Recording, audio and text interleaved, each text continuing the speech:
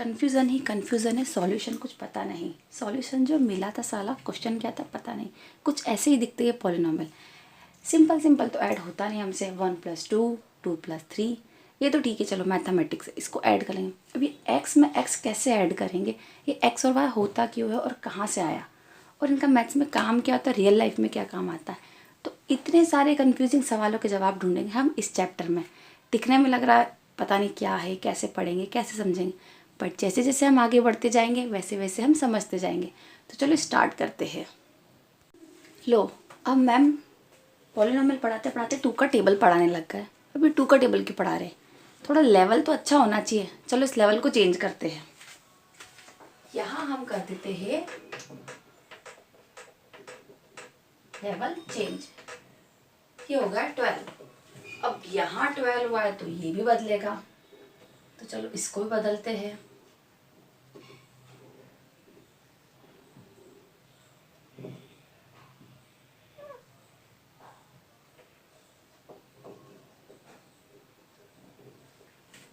देखा आपने, एक छोटे से चेंज ने पूरा टेबल बदल दिया। पहले हमारे पास था टेबल ऑफ 2, अब हमारे पास है टेबल ऑफ 12। तो ये है हमारा x, जो हम कहते हैं कि कहाँ से आया और क्या काम आएगा। हमने सिर्फ इसे बदला, पूरी रो में हमने टेबल किसका है वो बदल दिया। पहले था x बराबर 2, अब कर दिया हमने टेबल 12 का। अब जब ये बदला है तो इसके साथ में हमारी टेबल भी बदल गई। तो इस x के साथ जुड़ा था हमारा y, ओके, और इस x के साथ जुड़ा था दूसरा वाला y, तो नाम भी बदल देते हैं, ये y1, ये y2। बट अब एक चीज देखिए आप कि हमारा x तो वही है बट y की वैल्यू अलग आती गई। क्यों? क्योंकि जो हमने मल्टीप्लाई करा था साथ में वो एक अलग नंबर है। हम ऐसे लिख सकते हैं इसे x, 2x, 3x, 4x, 5x, 6x, 7x, 8x, 9x और 10x। अब यहाँ अब x की जगह कुछ भी रख दो, 14 रख दो, 15 रख दो, 100 रख दो, आपको एक टेबल का सिंपल फॉर्म मिल जाएगा। इसी तरह इनका इक्वल भी अलग अलग होगा। तो ये जो हम बदल रहे हैं वैल्यू x, ये कहलाते हैं वेरिएबल। वेरिएबल जो बदलते रहते हैं, ठीक। चलिए, आपने ये तो देख लिया कि x के साथ कुछ भी है तो हम उसे मल्टीप्लाई करते हैं, सॉल्व करते हैं। अब हम इसको और बढ़ा दें, हम कुछ उसमें ऐड करना चाहे तो हमने ऐड करने के लिए प्लस लिखा और b लिखा। b के साथ x में मतलब वो जो b है हमारा वो परमानेंट b रहेगा। ये है आपका सिंपल सा एक सैंपल है आपका पॉलिनॉमियल का, सब सिंपल। इसमें x तो हमने पढ़ लिया, वेरिएबल होता है। वेरिएबल भी 2 वर्ड से मिलके बना है, वेरीएबल, जो अलग अलग वैल्यूज को वेरी करता है और उसके करने के योग्य हो, ठीक। x a क्या होता है, जो उसके साथ मल्टीप्लाई है, कोफिशिएंट ऑफ x। एक x के साथ जो मल्टीप्लाई रहेगा वो उसका कोफिशिएंट कहलाएगा। b क्या है, कांस्टेंट। कांस्टेंट क्यों? क्योंकि किसी के साथ मल्टीप्लाई नहीं है, इसकी कोई वैल्यू नहीं बदलेगी। हमने देखा था x एक सिंगल है, 2 लिया हमने तो हमें टेबल क्या मिला था, 2। हमने 2, अब इस बार हम x बराबर तो 2 ही है, हम सॉल्व कर रहे 2x, तो हमें क्या मिला 4, 3x क्या मिला हमें 6। तो इसका जो कांस्टेंट है इसके साथ जब वेरिएबल का मल्टीप्लाई हो रहा है तो हमें रिजल्ट अलग मिल रहा है। बट यदि हम कांस्टेंट के साथ तो कुछ है ही नहीं तो कांस्टेंट हमेशा वही मिलेगा, कुछ अलग तो मिलेगा नहीं। और इनको जोड़ने के लिए, बांधने के लिए ऑपरेशन यूज होते हैं। अब ऑपरेशन 2 ही होते हैं इसमें, या तो किसी चीज को आप जोड़ सकते हो या घटा सकते हो।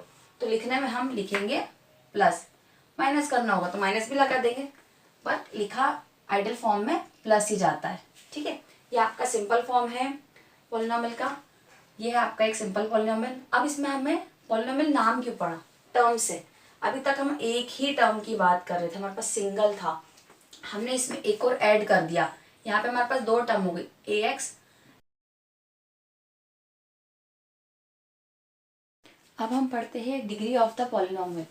पॉलिनोमियल में डिग्री क्या होती है? वेरिएबल, कोफिशिएंट, कांस्टेंट, ये तो हम देख चुके हैं। डिग्री किसे कहेंगे? डिग्री होती है maximum value of exponent of variable. Variable का एक्सपोनेंट क्या होता है? ये हमारा वेरिएबल था x, इसकी जो पावर होती है एक्सपोनेंट होता है, हमने लिखा ऊपर 4, तो ये इसका एक्सपोनेंट कहलाएगा। अब हमारा पॉलिनोमियल इस टाइप का है, इस पूरे में सबसे मैक्सिमम एक्सपोनेंट की वैल्यू क्या है? 4, तो इसकी डिग्री क्या हो जाएगी हमारी? 4। ओके। एक और कंडीशन है इसमें, पॉइंट ध्यान रखना, exponent must be positive integer. यदि एक्सपोनेंट जो है हमारे वो सभी पॉजिटिव हो तो ही वो पॉलिनोमियल कहलाएगा, अदरवाइज नहीं।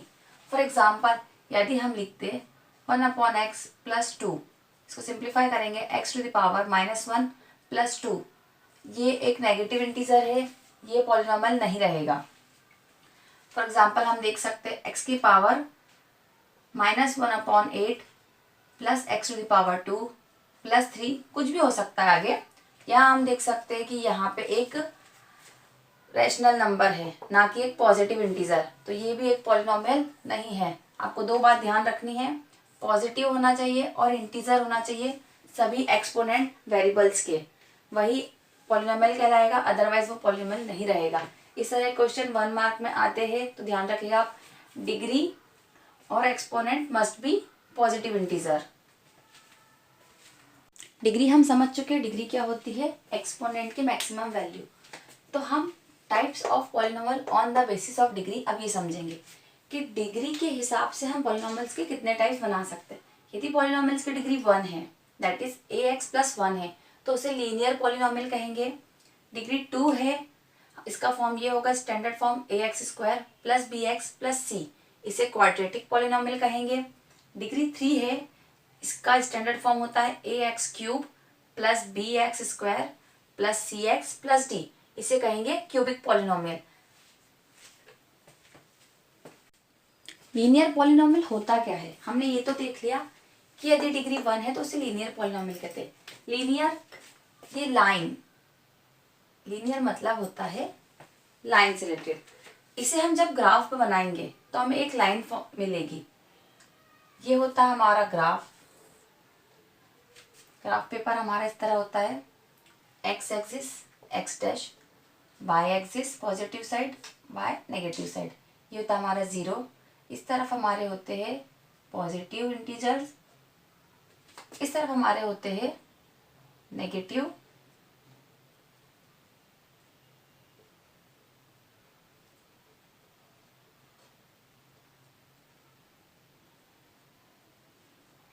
अब जब हम इसे सिंप्लीफाई करते हैं तो हमें ग्राफ पर एक लाइन मिलेगी।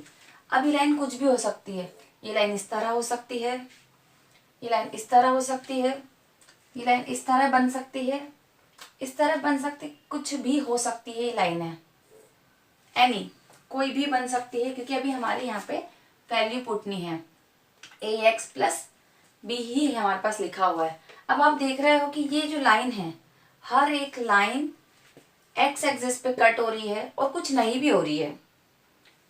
जैसे ये दो लाइनें एक्स एक्सिस पे कट नहीं हो रही है, कुछ एक्स एक्सिस पे कट हो रही, कुछ हमने ये तो देख लिया कि ये स्ट्रेट लाइन बनेगी। अब स्ट्रेट लाइन बन रही है तो कहीं ना कहीं वो इंटरसेक्ट हो रही है एक्स एक्सिस पर, वाई एक्सिस पर। जब लाइन एक्स एक्सिस पर इंटरसेक्ट होती है, जहाँ पे वाई 0 होता है, एक्स एक्सिस पर वाई हमारा क्या होता है? हमारा वाई 0 होता है, तो वही इंटरसेक्टिंग पॉइंट कहलाता है जीरोस ऑफ द पॉलिनोमियल। अब हम इसको एग्जाम्पल समझते हैं। ये एक एग्जाम्पल है हमारे पास, 2x + 3 = y। हम x की अलग अलग वैल्यू पुट करते हैं। सबसे पहले हम x = 0 पुट करते हैं, देन 2 × 0 + 3 = y। हमें y क्या मिल चुका है? y = 3 पुट करते हैं यहाँ पर। नेक्स्ट हम पुट करते हैं x की जगह -1, कुछ भी ले सकते हैं हम, ज़रूरी नहीं है। तो मैं सिंपल नंबर्स इसलिए ले रही हूँ ताकि आपको समझने में आसानी हो। इसको हम सॉल्व करेंगे तो क्या हो जाएगा? -2 + 3 = y। इससे हमें क्या मिल गया? y = 1। y = एक बार 3 मिला, y = 1 मिला, ये 1 लिख दिया। अब हम लेंगे x equal to 1, 2 into 1 plus 3 equal y। Simplify करा, 2 प्लस 3 y, क्या मिला हमें, y इक्वल टू 5। यहाँ हमने पुट कर दी वैल्यू। अब आप देख सकते हो कि जब x की वैल्यू 0 है तो y कितना है 3। x की वैल्यू 0 कहाँ होगी, यहाँ, y की वैल्यू 3, मतलब हमारा ये पॉइंट नोट करना हमें। नेक्स्ट है हमारा x इक्वल टू -1, कहाँ आएगा हमारा -1, यहाँ पे। y इक्वल टू +1, ग्राफ कैसे बनता है आप ये भी साथ साथ समझ चाहिए। y है पॉजिटिव का, मतलब हमें ऊपर की तरफ देखना है, यहाँ से हम इधर आए और इस तरफ। अगला पॉइंट हमें मिला यहाँ। नेक्स्ट पॉइंट क्या है, x इक्वल टू 1, 1 कहाँ मिलेगा, x एक्सिस के पॉजिटिव साइड पे। ओके, हमें किस तरफ जाना है, y के पॉजिटिव पे, कहाँ 5। इस तरह से हमें मिल जाएगा हमारा तीसरा पॉइंट। अब आप देख रहे हो हम इन तीनों पॉइंट को मिलाएंगे तो हमें एक लाइन मिलेगी। ओके, इस तरह हमें एक लाइन मिल रही है। ये जो इक्वेशन है, ये इक्वेशन इसी लाइन की इक्वेशन है। अब आप देख सकते हो कि एक्स एक्सिस पे एक जगह ये लाइन इंटरसेक्ट हो रही है, यही पॉइंट हमें फाइंड करना है, यही इसका जीरोज है। इसकी वैल्यू तो क्या हो गई, इस पॉइंट के कोऑर्डिनेट क्या हो गए 1 5, इसके हो गए 0 3, इसके हो गए -1 एंड 1, इसके हमें फाइंड करना है और यही हमारा जीरोज होता है। इसको हम कैसे फाइंड करेंगे, इसको फाइंड करने के लिए हमें y को 0 रखना पड़ेगा। क्यों, क्योंकि x एक्सिस पर y हमारा 0 होता है। चलिए इसको आगे सॉल्व करते हैं। 2x + 3 इक्वल टू 0, यहाँ हमें x फाइंड करना है, इसलिए x तो एज इट इज है। सॉल्व करेंगे हम, -3 हो जाएगा ये सेकेंड साइड जाकर, x इक्वल टू हो जाएगा -3/2। तो आप देख सकते हो ये नेगेटिव में है, क्योंकि हमारा नेगेटिव साइड पे आ रहा है हमारा जीरोस। ठीक है, -3/2 वैल्यू -1 से -2 के बीच आती है। इस तरह हमारा जीरोस निकलता है। इसका एक डायरेक्ट फॉर्मूला भी है, हम उसको नोट करते हैं और इसी तरह के हमें सवाल करना है। यदि लीनियर है, एक बात और ध्यान दीजिए, यदि लीनियर है, x है, x का एक्सपोनेंट 1 है, तो लाइन एक ही जगह कट कर सकती और कहीं कट नहीं करेगी x एक्सिस पे। आप लाइन को किसी भी तरह ड्रॉ कर लो, इस कंडीशन में इसका कोई जीरोस नहीं है, ये भी है। ओके, इस तरह के सवाल भी आपको मिल सकते हैं। इसका जीरोस क्या होगा, इसके लिए हम लिख देंगे नो जीरो, यदि इस तरह के कोई सवाल आते हैं तो। नंबर ऑफ जीरोस, इसके कितने जीरो है, 1 जीरोस। ओके, आगे पढ़ते इसका फॉर्मूला।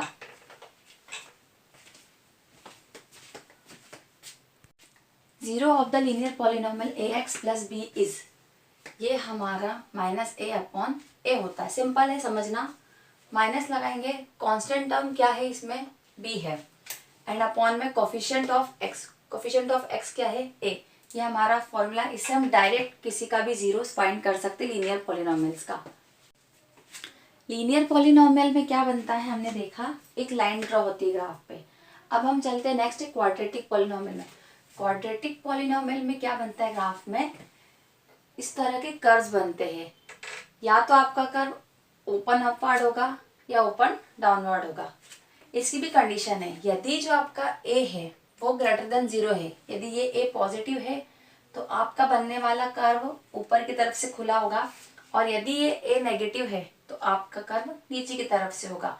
इन दोनों कर्व को बोलते हैं पैराबोलास। ये इस तरह ग्राफ में शो होते हैं।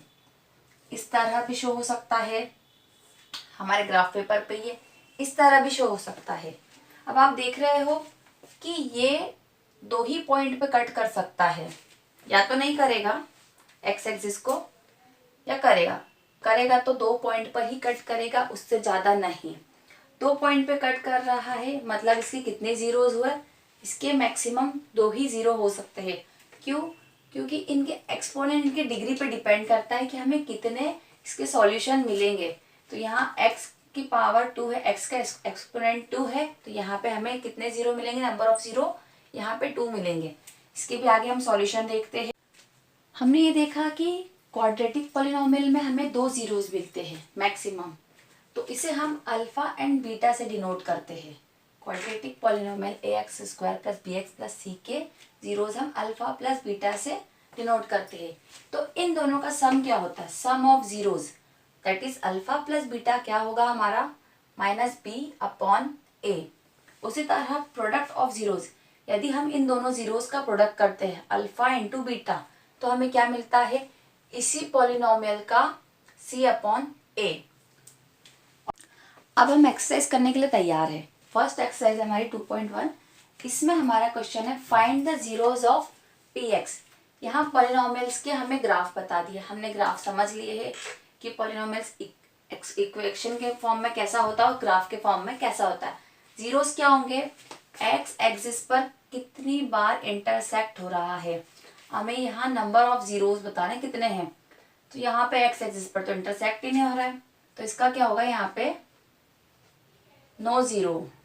ओके, नेक्स्ट में हम देख रहे हैं कि ये एक्स एक्सिस है, यहाँ पे कितनी बार इंटरसेक्ट हो रहा है, तो इसका होगा हमारा 1 0। नेक्स्ट में खुद आप सोचिए, थर्ड नंबर पर एक पॉइंट ये है 2 और ये 3, इसमें कितने जीरो मिलेंगे हमें, 3 जीरोज मिलेंगे यहाँ पे हमें। नेक्स्ट देखिए फोर्थ, इसमें कितनी जगह एक्स एक्सिस पर इंटरसेक्ट हो रहा है, 2 जगह पर, 2 पॉइंट पर, तो ये हमारे इसमें मिल जाएंगे हमें 2 जीरोज। नेक्स्ट देखते हैं 1 2 3 4, कितनी बार कितने जीरोज मिलेंगे हमारे, 4 जीरोज। यहाँ पे कितनी बार हो रहा है, 1 2 और 3, तो ये कितने जीरो हो गए हमारे, 3 जीरोज। इस तरह एक्सरसाइज आपको सिंपल लगती जाएगी यदि आप बेसिक क्लियर करोगे, सारे कॉन्सेप्ट्स क्लियर रखोगे। इसके बाद हम नेक्स्ट एक्सरसाइज करेंगे 2.2। चलिए इसको सॉल्व करते हैं। हमें यहाँ पे इसको कंपेयर करना है, ax² plus bx plus c से। x² के कोफिशिएंट क्या है, a = 1, ठीक है, यहाँ हम नोट करते जाते हैं साइड में, a = 1। x के कोफिशिएंट क्या है, b = -2, b = -2 एंड c = -8। तो ये तो आपके हो गए A B C, clear.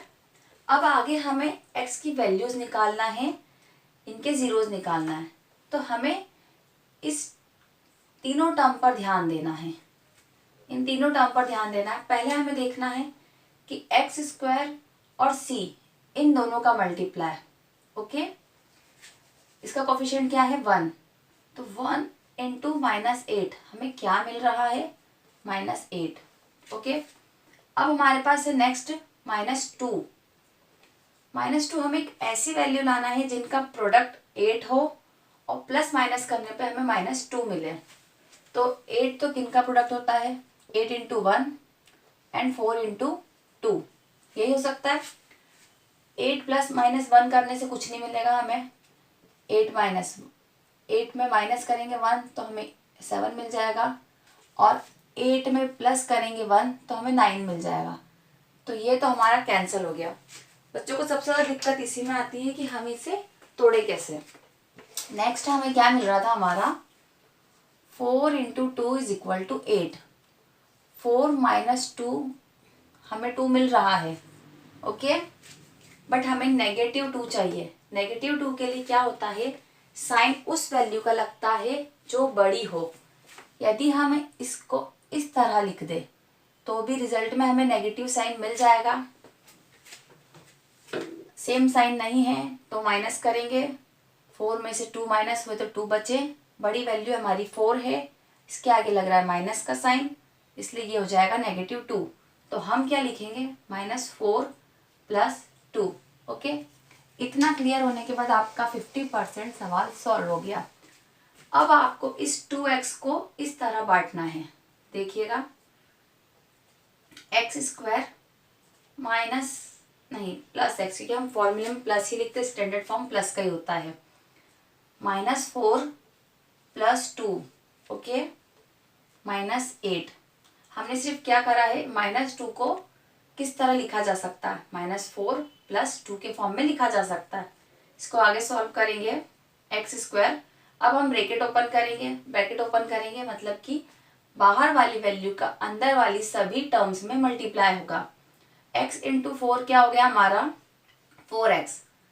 Positive sign है और नेगेटिव साइन है, इनके मल्टीप्लिकेशन पे कौन सा साइन आएगा, नेगेटिव। और x × 2 कितना हो जाएगा हमारा 2x। दोनों तरफ पॉजिटिव है तो कोई दिक्कत नहीं आएगी।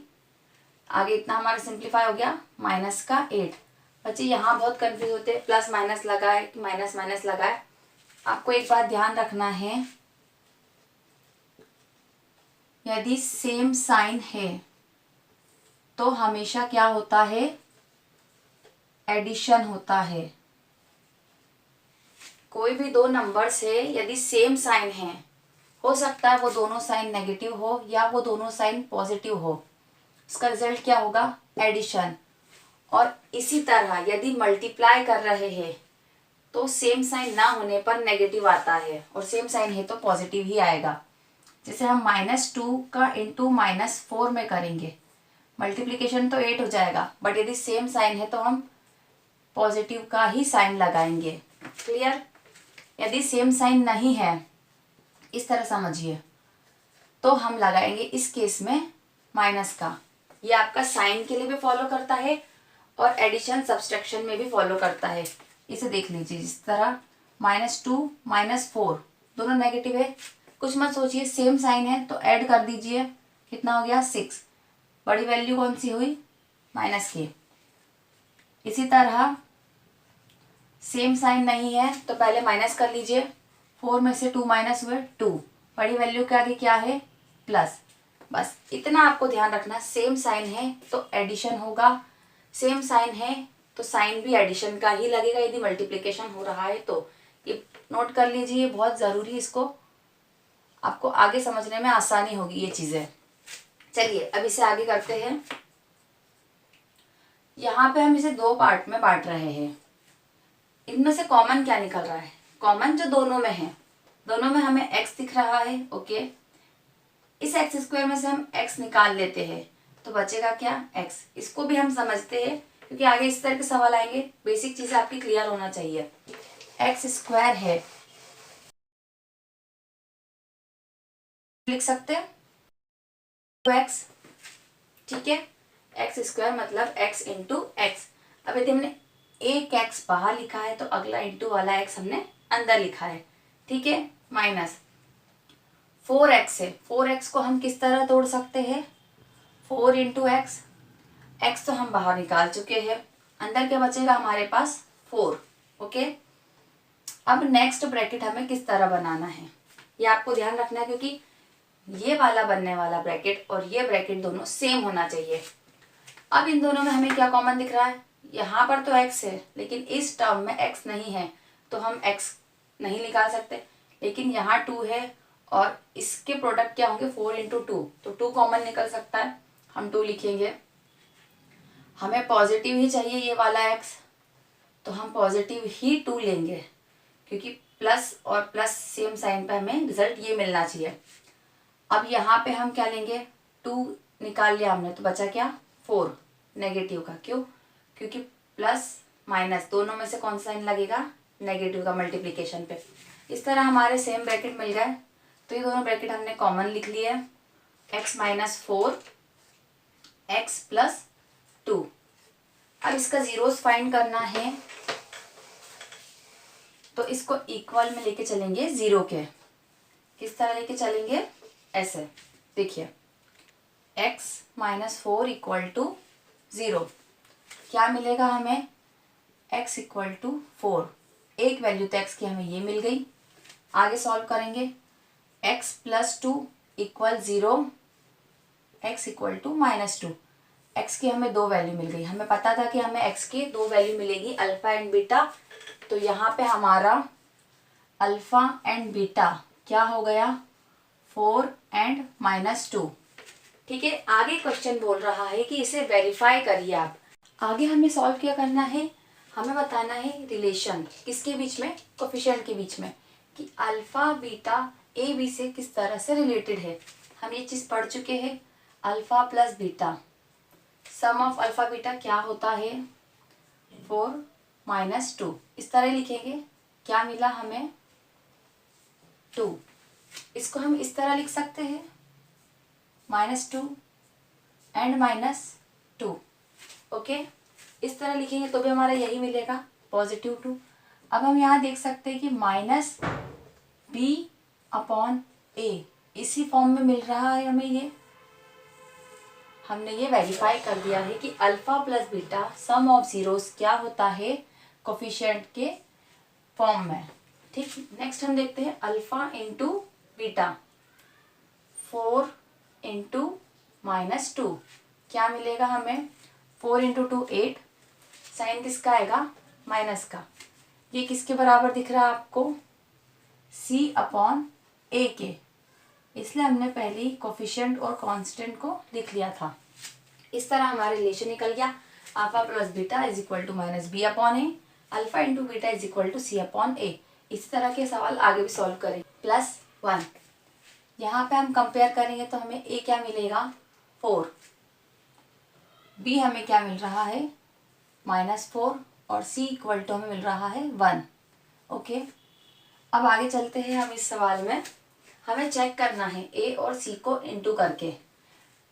4 इंटू 1 क्या मिला हमें 4, और हमें इस -4 को सिंप्लीफाई करना है। किस तरह तोड़ेंगे इस -4 को। 4 के क्या फैक्टर होते हैं 4 इंटू 1 होते हैं। ओके, 2 इंटू 2 भी हमें क्या मिलता है 4। यदि हमें 4 लाना है तो हमें क्या एडिशन सब्सट्रैक्शन करना होगा 2 एंड 2 का, तो जिससे हमें -4 मिल जाए। तो यदि हम -2 एंड -2 लिखे, दोनों को ऐड करा कितना हुआ 4, सेम साइन है इसलिए ऐड होगा और बड़ी वैल्यू दोनों इक्वल ही है तो -4 लग जाएगा। तो हमें इस किस तरह फैक्टराइज करना है इसे -2 के फॉर्म में। 4s² प्लस s -2 इस -4 को हमने -2 के फॉर्म में लिख दिया है।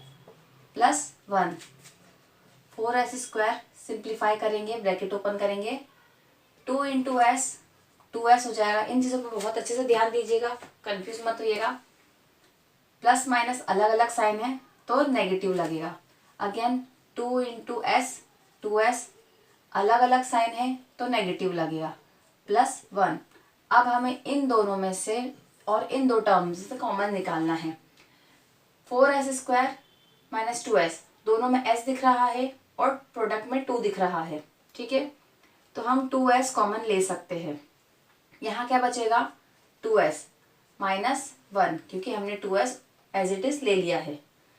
यदि आपको डाउट हो तो वापस आप चेक कर सकते हैं, cross check. 2 into 2 4 s into s s², plus minus का साइन आ जाएगा 2s into 2s 2s into 1 2s आ जाएगा।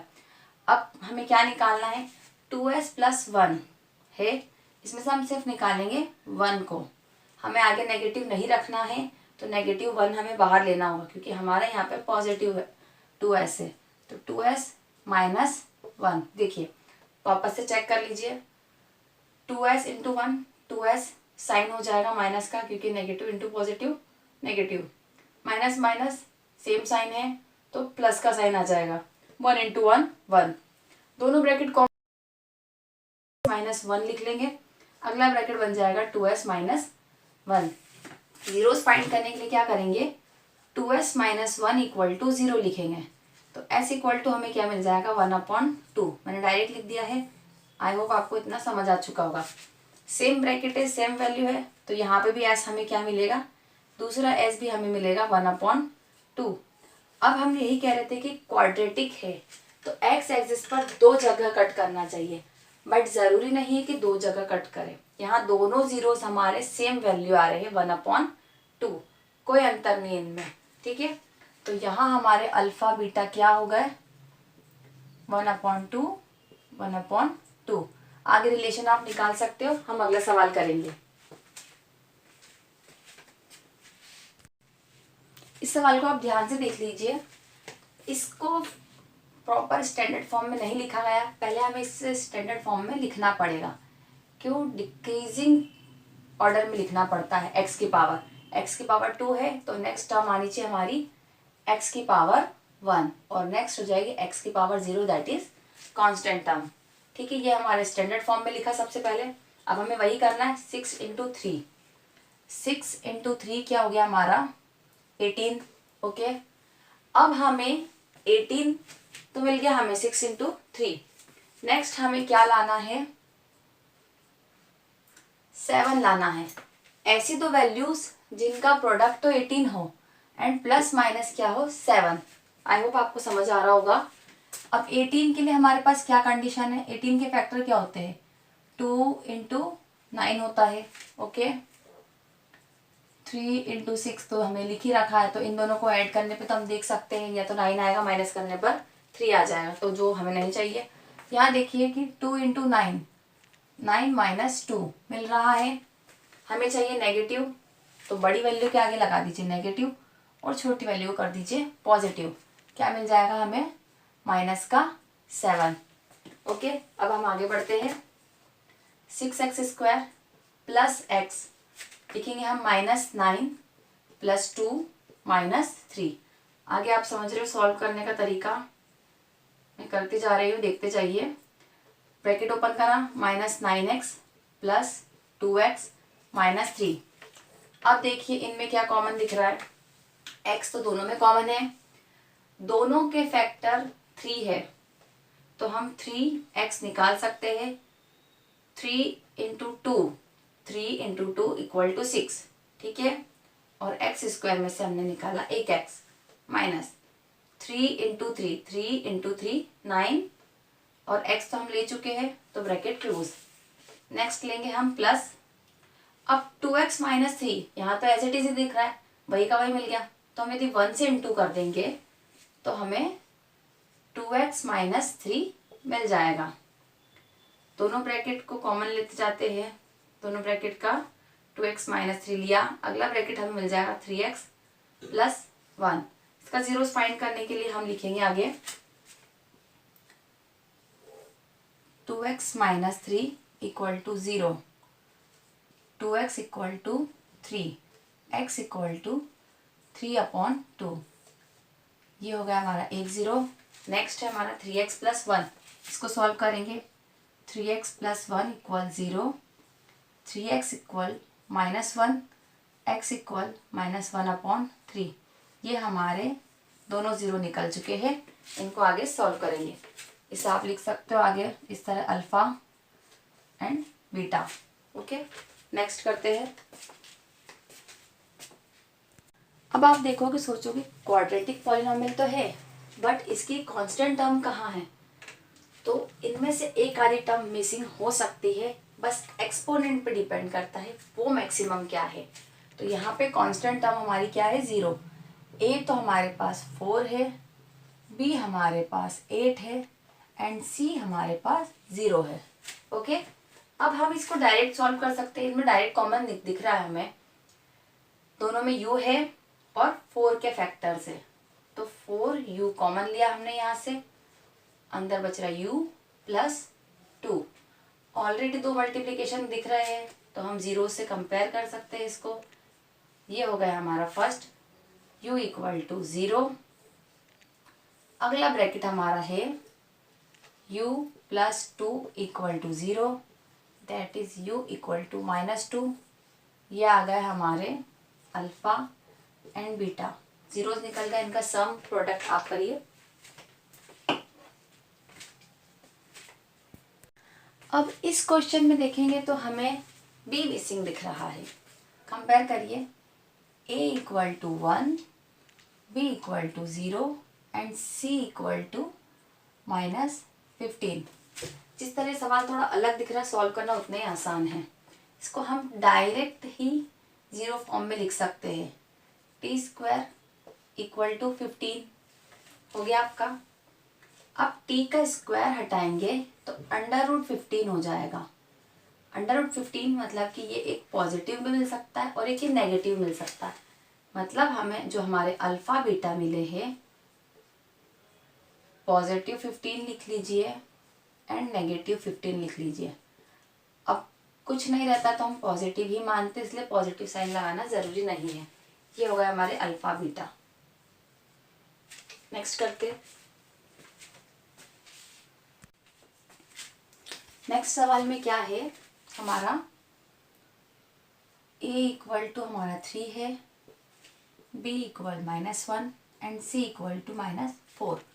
हम चेक करेंगे 3 इंटू 4 क्या मिला हमें 12।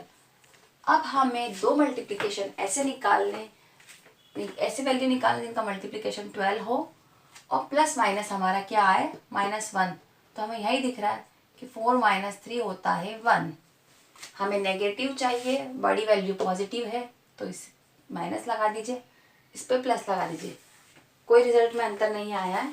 Okay, 3x² plus x -4 plus 3 -4। चलिए आगे करते जाते इसको, -4x प्लस 3x -4।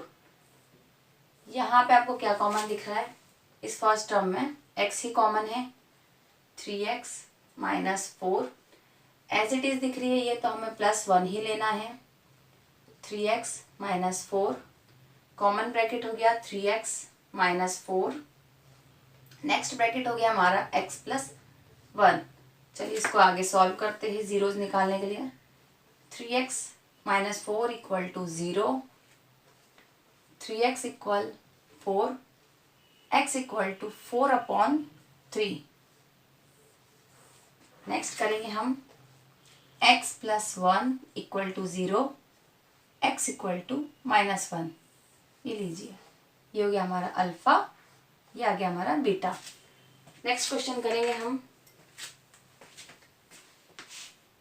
अब तक हमारे पास क्वाड्रेटिक पॉलिनोमियल था जिसके हमें जीरोस फाइंड करने थे, बट इस क्वेश्चन में हमें सम ऑफ जीरोस दे रखा है एंड प्रोडक्ट ऑफ जीरोस दे रखा है।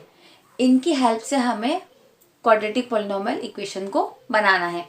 जैसा कि हम फॉर्मूला पढ़ चुके हैं, क्वाड्रेटिक पॉलिनोमियल का फॉर्मूला होता है x² - x sum of zeros plus product of zeros. हम वैल्यू पुट करते जाएंगे, x² - x alpha plus beta plus alpha into beta. Alpha plus beta की वैल्यू क्या है 1/4, अल्फा इंटू बीटा की वैल्यू है -1। इसको सिंप्लीफाई करेंगे, ब्रैकेट ओपन करेंगे तो -x/4 हो जाएगा, ये प्लस माइनस माइनस का 1। यहाँ पे नीचे हमारे पास कुछ भी नहीं वैल्यू है तो हम इसको 1 मानेंगे। फ्रैक्शन को सॉल्व करेंगे तो क्या हो जाएगा 4x² - x -1। तो ये हमारा क्या मिल गया क्वाड्रेटिक पॉलिनोमियल।